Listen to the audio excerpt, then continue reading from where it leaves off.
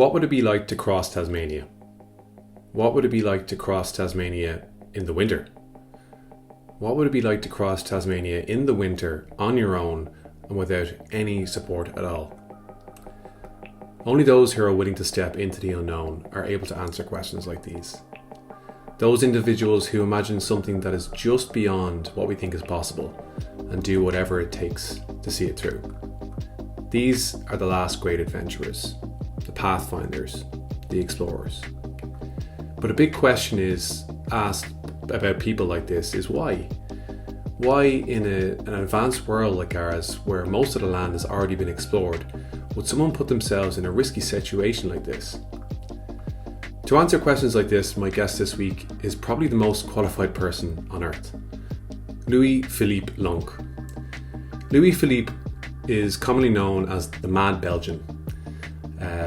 And he's explored more and has more firsts and unsupported expeditions to his name than even some of the most famous explorers throughout history.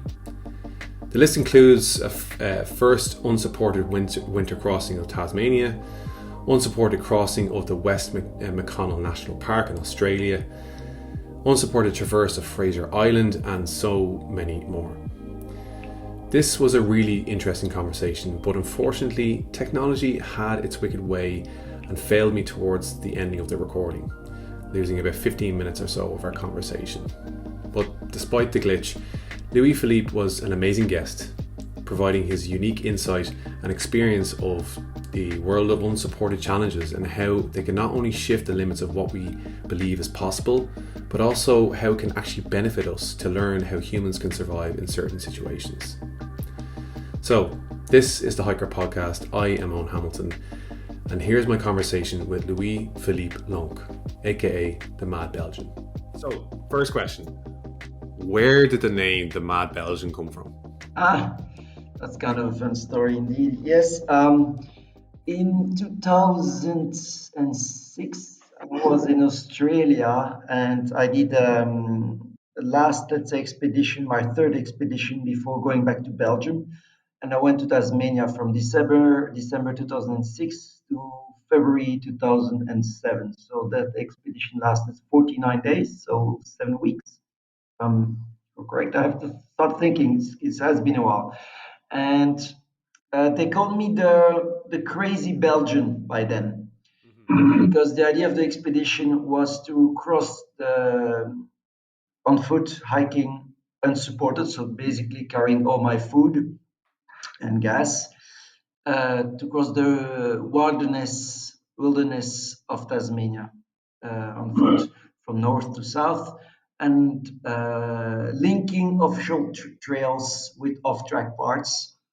And I had a list of 15 mountains to climb on the way. That makes it a little bit harder, which means I had to, go cross country to hit several peaks. And I ended very, very badly at the end. I lost 20, not 20, 12, sorry, kilograms of body mass, but I was already kind of low. So I ended up, there's a photo on my website about that, on this, how I looked like at the end. I looked exactly the way Supertramp, Alexander Supertramp of Into the Wild looked like. Yeah. And when I was back in Belgium, the film just came out. And I went to the cinema. I didn't know, I didn't see the trailer. I had no clue it was Into the Wild. Sounds okay, great. Just the title makes it worth.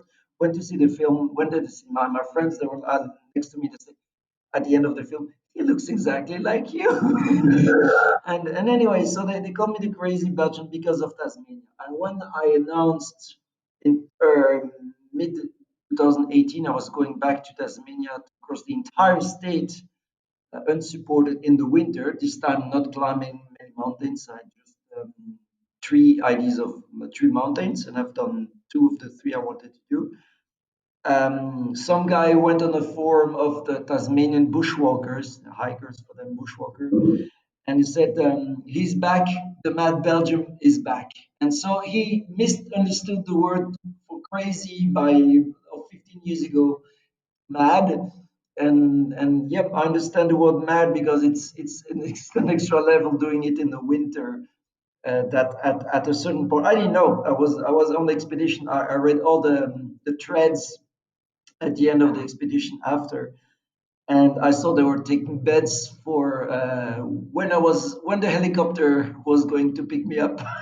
So the word mad stayed, and it's a cool name. You know, it's like the like badass. It's like badass is actually good, being a badass. But bad alone is not good. But yeah, mad Belgium seems like what does it mean? It's also it's involving some curiosity. A Belgian, a mad, but a mad Belgian. What does that exactly mean, a mad Belgian? So I believe people should look after what is a mad Belgian. And obviously, my name is very long, very complicated to remember. It's easier to remember Mike Horn. I mean, everyone knows Mike Horn. That's very easy to remember. It's always kind of interesting to be known as the something of your nationality. So it's like, Yeah, oh, he's the crazy Irish guy, or but to be also to gain that name on an international scale, that must be kind of, there's a sense of pride of like, I'm representing my somehow, country yeah. as the mad guy. Yeah, true. And but it only works for small countries. No one would say the crazy American.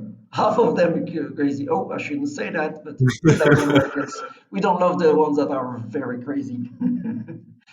So, what inspired you then to do your first expedition? Like, where did that? I think it was back in 2006. You did it was. You mentioned it was you did one in Tasmania, but you also did one in the Northern Territories. Yes, so the first one, the project was called the Mountains of the Outback. It started when 2 years prior I was in Australia as a backpacker. I had my backpack, hitchhiking, buying a car, traveling around with my car, and I heard about the Lara Pinta Trail. That was kind of still new. I don't remember when it was set. And I did 2 sections of the La Pinta with three French guys that I stumbled upon in a gas station. We started eating French, and they were actually hardly from the border, and they were basically from across the border, so a few kilometers away. We did these 2 sections of 16, I think, and we just loved it. You know, the desert, the flies, but in the face, but mainly the desert, and very new for people living in the cold weather, temperate weather. And we said to ourselves, one day we have to come back and do the entire trail. Mhm. And when I was back in Belgium, I started to hear about the concept of doing stuff unsupported, like basically you carry everything, which is also when you kind of, I don't consider myself poor, although some friends say, no, you are poor. I said, it's a thing of poor, especially when you have no sponsors. Like, doing something in a season supported involves way less logistics. So it's very cheap expedition. That's what I do. My expedition is actually very cheap.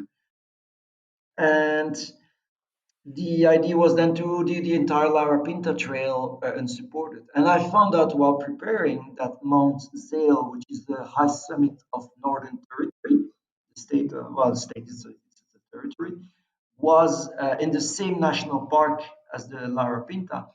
And actually, they had planned to extend the Lara Pinta to finish at Mount Zale, which makes kind of sense and nice. Like you finish or you start at the highest mountain in the national park and in the complete territory of state. But what happens that it is so remote and hard to get there in case of an injury. You need a helicopter. For all the other parts, they can go walking with a bit of a forward drive. They can get there in 1 hour or two. If you break a leg, that's okay. If it's 2 days to go and 2 days to come back, there's a bit of a problem. So it's helicopter. So I think they decided to stop it where it is like now because for safety reasons, yeah.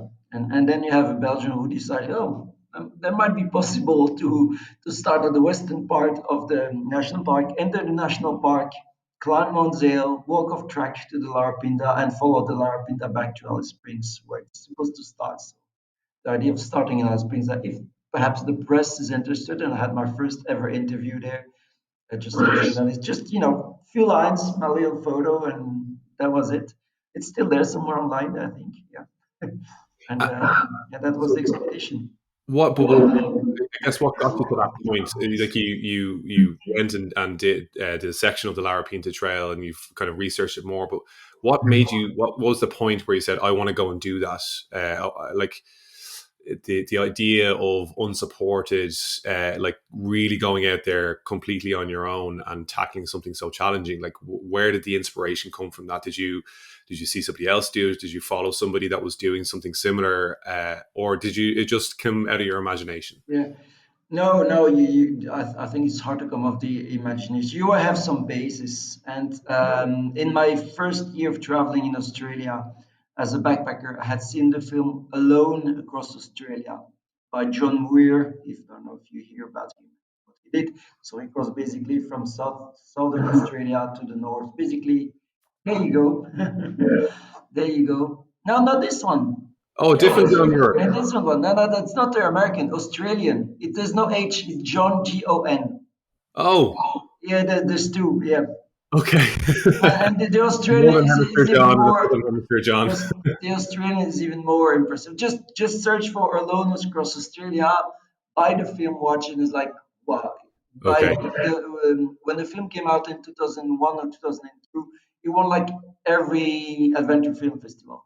It's so authentic, so such a great story, such a great character. John Lewis he's completely insane. I mean, to me, there's like I invented. I still have to kind of validate that. But a class of adventurers from 1 to 5, class 5 is like very very bold, very a lot of experience and so on. Like I even like climbing Mount Everest would be class 2, which is like very low and still pretty hard. But class 5 is like use something world class where the people in the country themselves are like, what the fuck?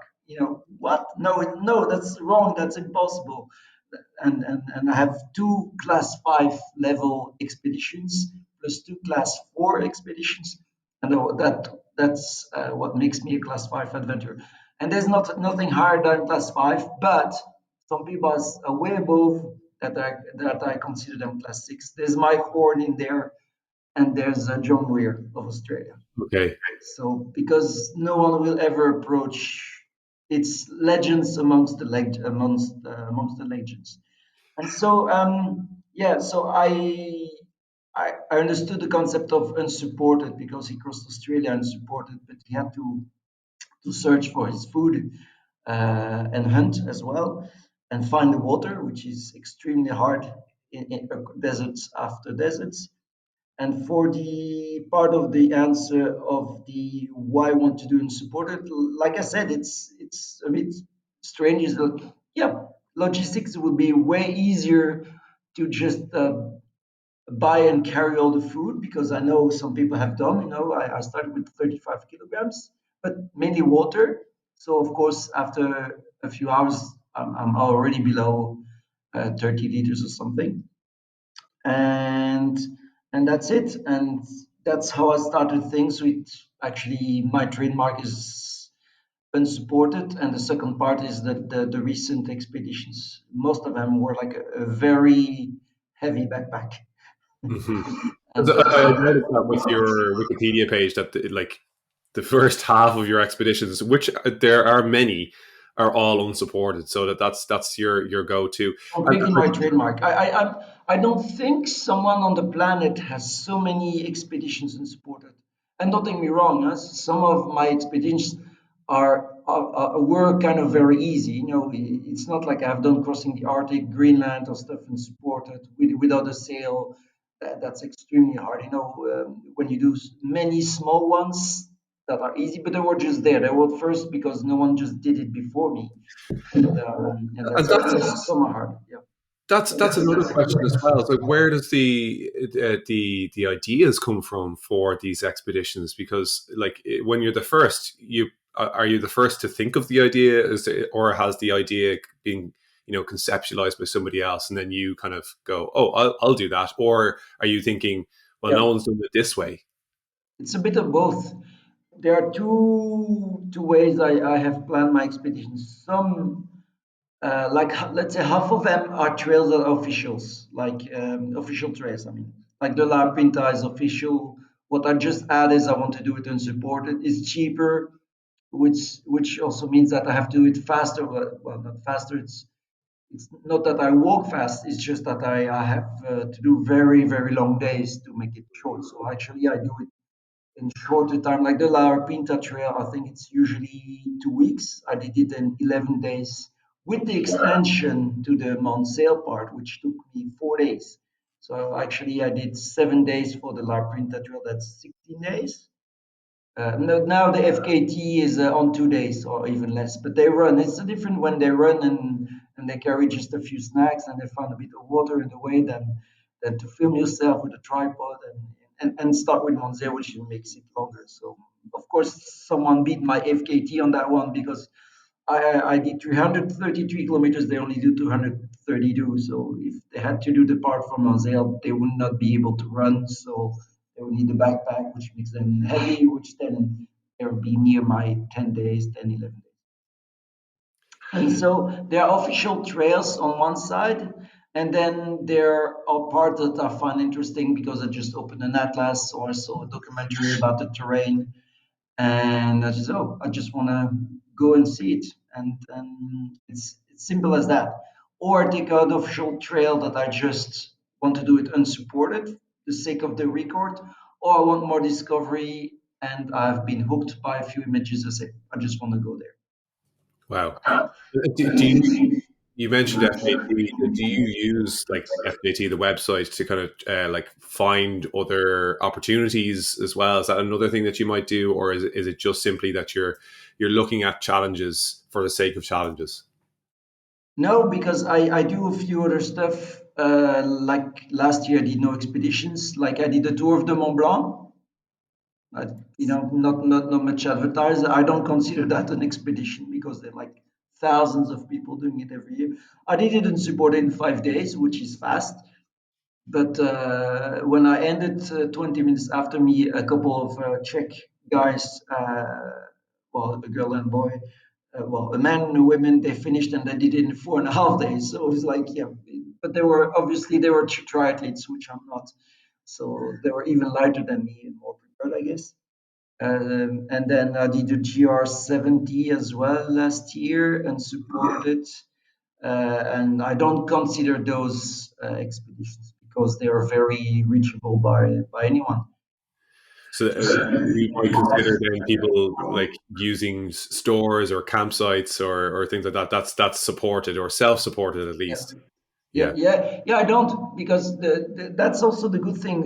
It adds a layer of freedom when you are unsupported because I don't need to rely on campsites and huts. You have this place where you have the booking system in place, and suddenly, what if you want to stay a bit longer on the trail at a point? No, you have booked the next hut or the next gîte in French or chalet later. Or what if you break a leg and or you slow or you twist your ankle and then you have to rearrange all. Here, I don't care. I just do where I want. I try to be in the rules. There's only one place, and that was actually last summer, where I had to pay and sleep on the deck of a massive chalet because the fine was 200 or 300 euro, around 300 euro if the rangers found me in France, and they actually do go for and do look for people. So they know some people don't want to pay, they want to sleep in the national park, and they go. So I say, I'm not going to take the risk because I was on an FKT, and if they arrest me, apparently one first you pay the fine, and then through the night they conduct you to the edge to the border of the national park, where then you don't want to lose time a day on an FKT and have a fine on top. So say, nah, let's play the rule. Let's sleep on the top of the chalet. Okay. When I arrived, they said, "Have you had got a booking for your tent?" I said, "No, I don't know that I was arriving here today. I don't know. I don't care where I just have a tent." Yeah. And, And I guess like is that's not considered that's still considered unsupported. Like you are it's when it's open to anybody can use that facility. Is that still considered unsupported? The reason why I'm asking even more because I actually have a friend that's attempting an unsupported FKT tomorrow here in Ireland, and I'm just actually getting more familiar with the rules. Yeah, but there's two, let's say two, well, many definitions, but there are two. There are the definition of FKFT. So for this, you have to go and check the definitions of FKFT on the FKFT website. But then there's even more. my definition is would be even let's say stricter. Let's say unsupported means there's no human being on the planet. Basically, there's just the terrain and you rely on absolutely nothing. But then on a trail, if there's a bridge, do you use the bridge? Is that considered support or not? Or you pass through a village because it's a very long distance and there's a village. You go around the village or in the village because it's macadam, you walk on asphalt, and that's a human structure. And that's very hard to judge. And this is why I came up with now, if it's an official FKT and you follow an official hike, which means you don't divert from the trail, and if the trail passes through a village, passes on a bridge, then you are not cheating because you are using the trail as it's supposed to be. But if you're completely off track, like I did in the Simpson Desert, there are moments where I crossed a few four-drive tracks, and it's a bit easier to walk on four-drive tracks than going up and down the dunes.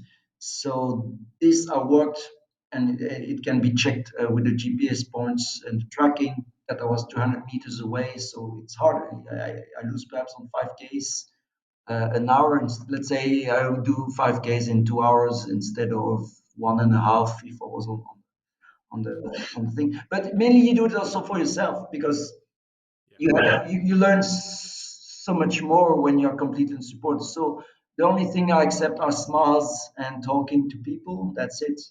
So it even went twice. It happened. I had my hiking pole sticks on the ground, and I had to explain what I was doing to the guy. And the guy took my sticks. I put my heavy backpack. He took my sticks on the ground and gave them to me and said, "No, no, put them back on the ground."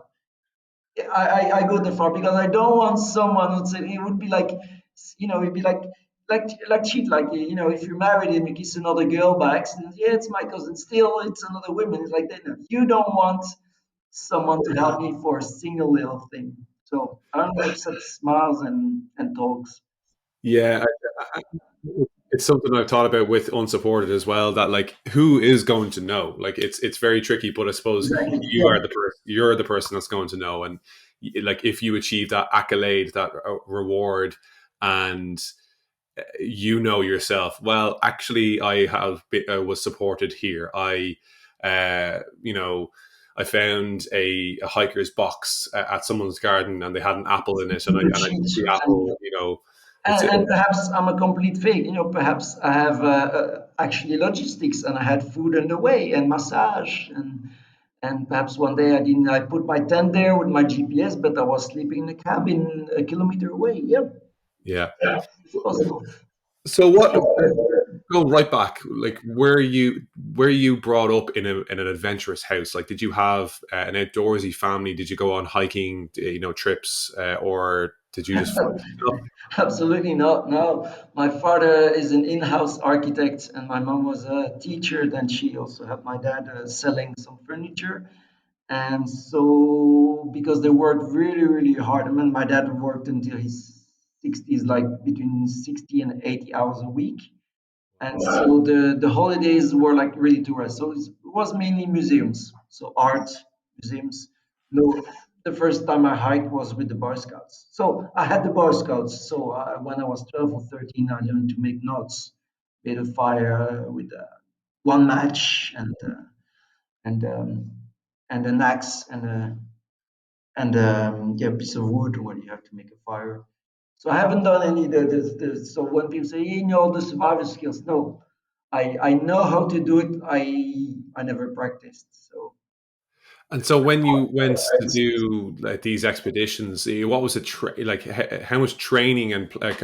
I know there's a lot of logistics that have to go into it, like big maps on the table and mapping out your plans, and probably lots of spreadsheets and knowing your calories and all that. But did you have to do a lot of training for these? Did you do recce for the route at all, or did you just go start? You know, what's that on yeah, site on yeah. site expeditions? Yeah, it depends. The first expedition, the mountains of the outback, I was living in Sydney and I was working in a restaurant. And I went to the beach, took 30 kilo of sand, put it in my backpack. and I was walking the streets of Sydney for twice a week, 2 hours, something like this. But the training I do always has always been to avoid injury. So it's training the muscles and the tendons because when you have a heavy backpack up to 62 kilograms, which is which is too much, of course. Um, you don't want to have an injury on day one of the expedition because then you look completely stupid and so yeah, who thought? That's kind of obvious. You tear a ligament with 62 kilograms because you slip on a rock, on a tiny rock, and you twist your ankle with 60 kilograms. It is the end of the expedition. You cannot twist your ankle when you have 60 kilograms on one foot. It's just finished. So no much training, no cardio, no nothing. I started training again. Actually, I hit the gym and I took a gym subscription after Tasmania in 2016 because I had lost so much body mass and I wanted to rebuild my muscles, especially the legs, obviously. And this is where and I'm getting older as well. So when you're still below 35, it's kind of okay. You're still pretty young and trained, and if you bike a little bit here and there and keep a bit active, but not seriously into sports, it's okay. But so usually I say there's not much training. The biggest part is the analysis of the terrain. What have people done before who were there? Like if I know someone did it with a normal backpack, let's say 15 kilograms, did 8 hours between this point and this point. I know that if this is one day and he was or ultralight, he did in 8 hours. I say, okay, if I double that to perhaps 16 hours, I can do it with a backpack of let's say 40 kilograms. So it's a lot of analysis and risk management. So I always prefer to have a bit of more gear and extra gear because you don't want to fail and start again. Especially when you say like an FKT that would be done in a I don't know 1 week of running. If you fail or if you know you don't beat the record or you have a little bit of an injury, you can perhaps start again a month later. But when you do it unsupported, I would take you a month and a half, and you're near to the end, you don't want to fail. So, and you don't want to start again because it breaks you completely. It's a complete difference. I compare myself to Kilian Jornet, the runner, as kind of two opposites. Of course, he's a super athlete, super fast, super strong, and so on. But put 20 kilograms on his back, and he's a turtle. He's not going to move anywhere, I guess. He's going to have I believe, a mental breakdown because after one day he's going to cover perhaps only 30 kilometers. It's a completely different game. I mean, unsupported is the hardest way of progression because there's so many ways to fail: injury, food, equipment failure. Hmm. Yeah. And it's kind of it's a reverse idea on the popularity of it as well, because it's the most kind of under the radar form of FKT. Most people don't recognize the people that do unsupported, because I suppose the thing that gets the limelight is speed. What people go is like, who is the fastest, full stop, Exactly, because you can put a real record under it and beat it. It's speed, and secondly, it's also because it's always with empathy. People understand what is speed. People would understand that if they run a marathon and someone beats them by half an hour, wow, that's really really fast. If they don't have the experience of, let's say, 2 weeks unsupported, I don't think many people have been above 2 weeks unsupported, and then 2 weeks unsupported is already great, right?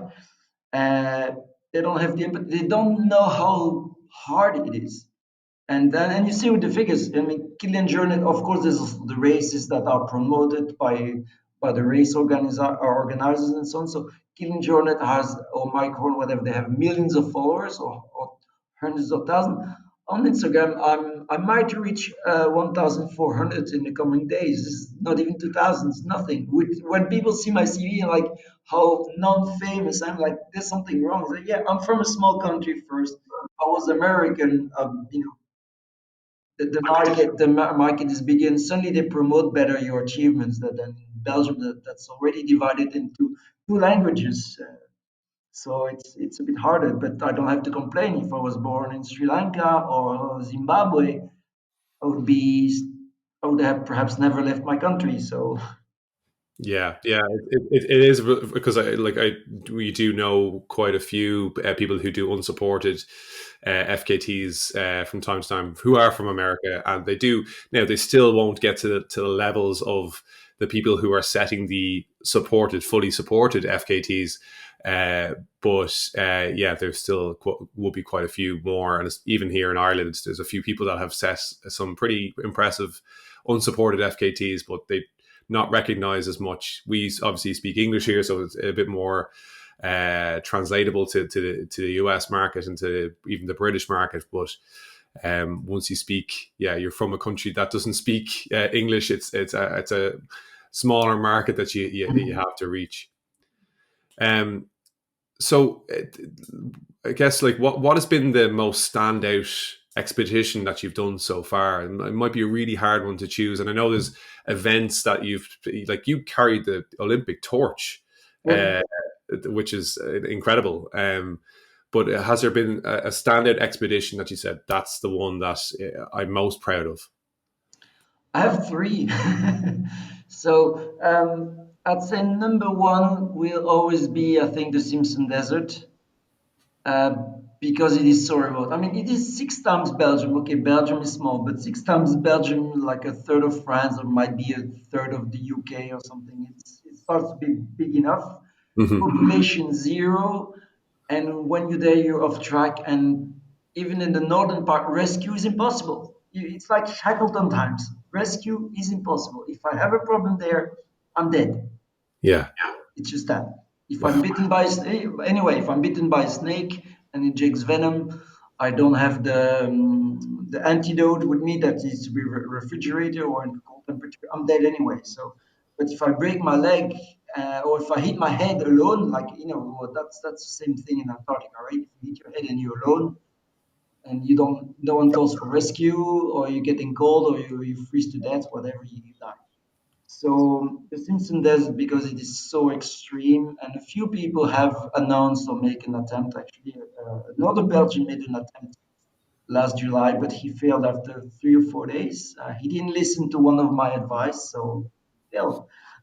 Yeah, too bad for him. An easy advice, but that would have cost him a bit more money. So when you go too cheap, sometimes you make a mistake. And then second is Tasmania because this is the hardest, the longest. It has everything. I mean, I cried 6 times. I cried 3 times on the last day because I was completely exhausted. I had 400 gram of food for the 4 remaining days. Oof. Some people say, yeah, that's okay to do 100 gram a day for 4 days. That's okay. You can live with that. Yeah, but I had been already in the winter for 48 days. It's like it's day 49, 50, 51, 52 where I had on average 600 grams, 650 grams for a month and a half in the winter, not entering any hut or whatever. I entered one hut once. Is that support? Yeah, people could say, he entered the hut. I didn't sleep. I just went there, saw some people who talk, and then stayed there half an hour. So anyway, and then the third was the most enjoyable was going around Lake Titicaca with Gadiel Sanchez Rivera, which actually was the guide of Ed Stafford. A lot of people know Ed Stafford because of the walking there in the Amazon and then also the shows now on TV. He's going, I think, on Discovery. And it was fun because it was not supported. So we could buy food every 3, 4 days or buy food from locals, a fish there, a banana there, bread there, which was really, really fun. Mm. Okay, there were a few times where you could be dead as well when you were in thunderstorm and so on. And it's pitch black and we couldn't see each other. Uh, and he was just 5 meters away from me. I couldn't see him. It was just so dark. Anyway, and yeah, these were like the three expeditions. And what what is that like when you mentioned that someone else, another Belgian, was attempting the Simpson record? What's that like when someone else comes along and says that they're going to try and take it on? Do they contact you? Are you contacting them, or to try and give them advice? What's that Uh, experience like? No, he in this case he contacted me. Of course, I cannot contact someone if I'm not aware. They do it, but it's kind of logic. But he contacted me for the advice. He said, "Yeah, I want to do a desert, and I want to do something." And said, "I think I'm going to go for the Simpsons." Said, "You think it's possible?" Well, I know it's possible. I did it, so. And then he actually paid me because it was full time. Really, all my advice I showed him all of my 1,500 photos. So he got like the best vision ever of the Simpson Desert to help him all the advice. Because when you plan something hard, is that's also a good thing. Doing something hard makes you learn completely new things. Like Kilian Jornet has no learnings to give to still a few, of course, but there's a lot of really good runners who can say, yeah, you need that brand of shoe and so on. But we know that. We know how to avoid the sweat or to have blisters. We know that for 20 years now. So, but when you have a heavy backpack, I'm kind of the only one knowing what would happen to your feet when you are above 50 kilograms for a few days. I know what's happening and how painful it is, of course. But so yeah, he of course it's what's nice is that you say, okay, if he succeeds, it's great because we're gonna share something, and he's gonna know how hard it is or how not hard it is. Perhaps to say, nah, it was easy. And if he fails, it's also kind of great because they say, yeah, it is really, really hard because even with all my advice, he failed. So it is hard, and yeah, I would love to see someone succeed one day, but it was not in 2023. I suppose there's a sense of pride maybe as well when someone says they're going to attempt something that you've done. You set the bar on something, and now someone wants to try repeat it or to better it. I guess being taking on these adventures, taking on these expeditions, you do it to be the first, but the first also means the first of more, and you want other people to, like you. Yeah, You do these expeditions to be a wayfarer, a pathfinder, someone who is like saying, "Okay, here's a challenge. Let's go do it." So there must be a sense of pride when someone contacts you and says, "Hey, I like what you did there. I want to do that again." exactly. There's a lot of pride with it.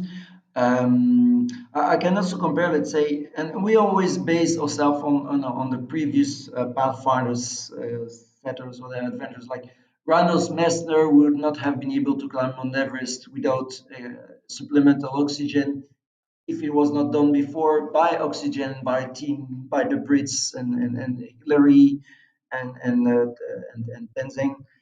So of course we bear ourselves. The things that we didn't support it, it's the last milestone. Then there's nothing harder than supported. Yes, okay, you could say unsupported and naked or unsupported and barefoot, but the idea is to do the progression. So Yeah, and then it becomes silly and backwards. But no, there's like come on, yeah, or walking on your hands. your And hands. at some point it becomes completely silly. To me, of course, that's my opinion. Unsupported is the last remaining challenge when you want to cross a typical geographic area, which means crossing a lake, swimming, crossing a wilderness, a desert. And then that's also with the problem with some definitions in the adventure world, because some people say, yeah, I'm the first. Like, I could be the first to. Actually, I give an example. They might hear me and they will not agree with me because I don't agree with them. I think there were two Brits, and they said they were the first to cross the five largest islands in the world. But first, how to define an island? Is Australia an island? Not so big. It's a continent. Yeah, but what is an island? It's a body of mass with water around. So, how to define the island first? So they pick up five islands. including, let's say, Madagascar. And if this is Madagascar, you can do crossing north to south long, or you can do east west. And so you always have to provide a map. I mean, when someone says I'm going to beat a record, speed or whatever, show the map first. If you don't show the map, to me, you are already trying to mislead somebody, the audience, the people, the sponsors, whatever. Show the map of what you want to do, and then comes the how you want to do. But and then they did, yeah. Oh, so they did a crossing like a short crossing, and like some people have done it before. Say, yeah, but we're the first to do these 5 crossings, but the only thing that stops you is basically money, because the people of Madagascar have done it, and if you give them money, they would go to Baffin Island and the other 5 islands. And I have a friend who's been on every country in the world. So if you don't define what is an exact, because you pick up a crossing from border to border, but if you don't take the longest border or the between point north, I mean extreme points north and south, extreme point east and west, or the longest diagonal. So there are 3 crossings, the north south, from top north, top south, east to west, or the longest diagonal. If you do something in between, you can always beat it, because if they do this, I can do there next year. Say, no, I'm the first because I've done 5 kilometers extra. So I have a friend who's been walking on the beach on every of these 5 islands. Perhaps he did 200 meters. It's not a crossing, but how do you find a crossing when he did 200 meters? There we've done kilometers, yeah, but someone has done it perhaps more. So it needs to Yeah, be defining. And actually, I'm building a course because in the 15, 20 years I'm in the business of adventure. There has been people lying, misleading, exposed sometimes and I found a few liars and some big ones that I'm gathering more evidence of testimonies, because there's one which is a National Geographic Adventure of the Year with a lot of power, and who am I, little small one, barely unknown, to criticize, because the fight back will be very. And she's a lady. She's been exposed by in her own country, but not many people read her Wikipedia page to find out that the sentence, because Wikipedia is mostly true, where she lied, and basically because she's done a lot of deserts and I've done a few deserts, I was contacted by people, and by accident we started talking about her, and they say, yeah, I have some evidence that she lied here, and they showed me some evidences. And by accident, I met 3 people from 3 complete different countries who asked me stuff, and found out that she has been lying on not one expedition, but probably all of her expeditions. And so she's the Lance Armstrong of expeditions. So has she done the thing? Yes, but the make believe is different. Has Lance Armstrong not cheated, he would never have won the France. So it makes complete sense. that's really interesting because I was actually only listening to I don't know if you ever listened to Rich Roll podcast. Very interesting kind of host. He talks about endurance sports, FKTs, everything to do with that, and the most recent episode with a transcontinental runner. So the people, the record that people run from east or west to east or east to west in the United States.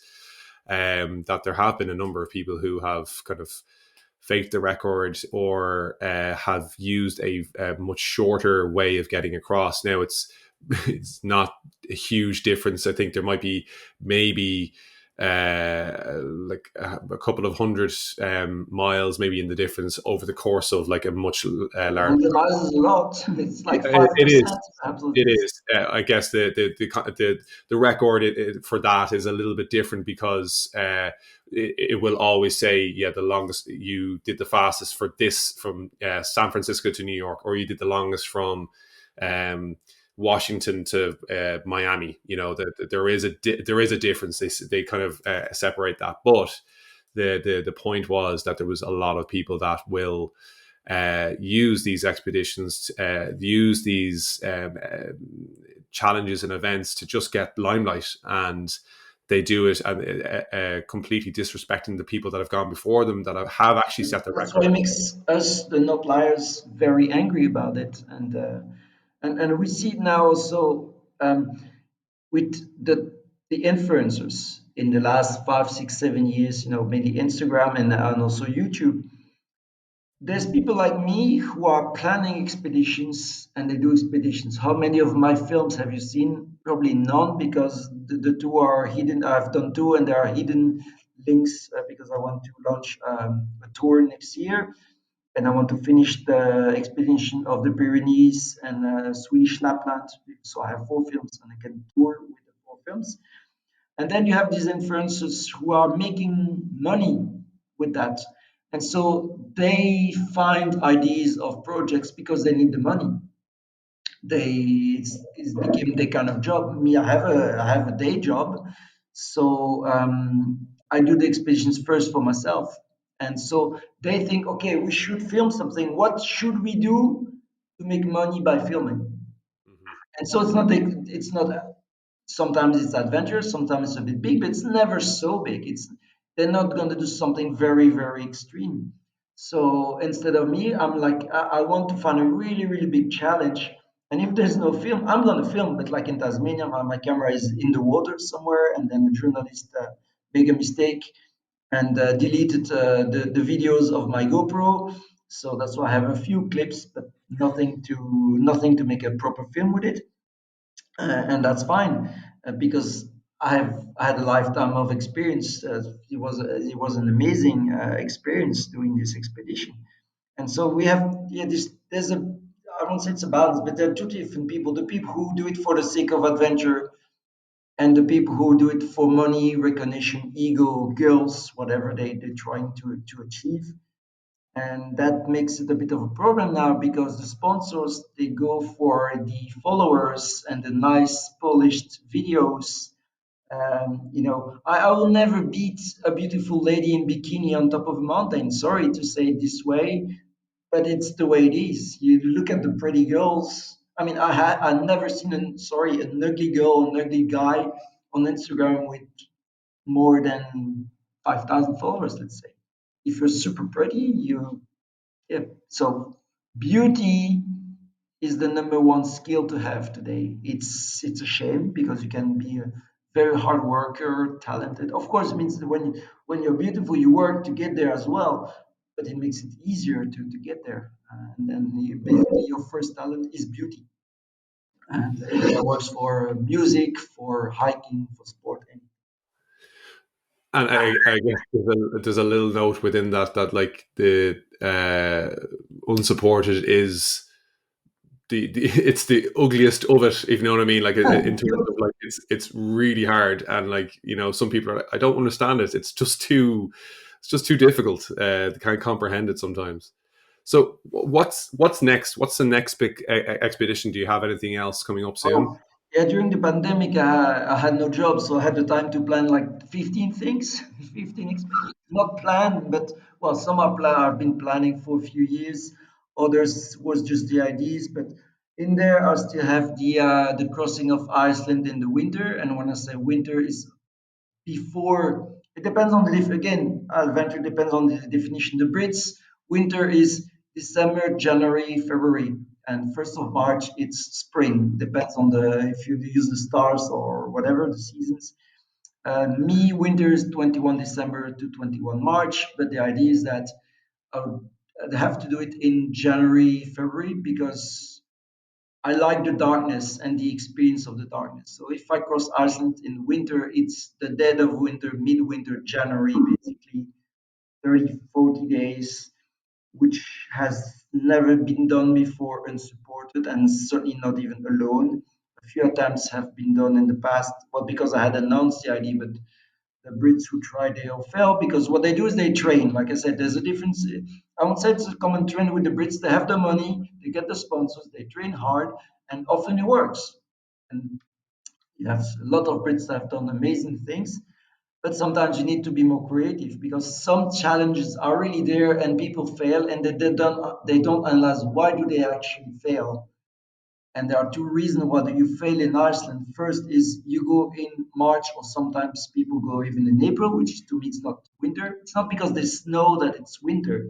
There's still snow in June in Iceland in some places. So First thing is that you have at least a storm of at least 150 to 250 kilometers per hour winds in a month. So you tend to resist that and say, oh yeah, well, there's the huts. No, no, no, no. Huts is supported, man. If you follow a trail by 4 drives in the winter, it's also supported. So you have to cross country. I don't want to use the bridges on the expedition as well because for me the bridge is really there to help. So I want to cross one of the very big rivers there. So I want to use the be completely unsupported in my definition.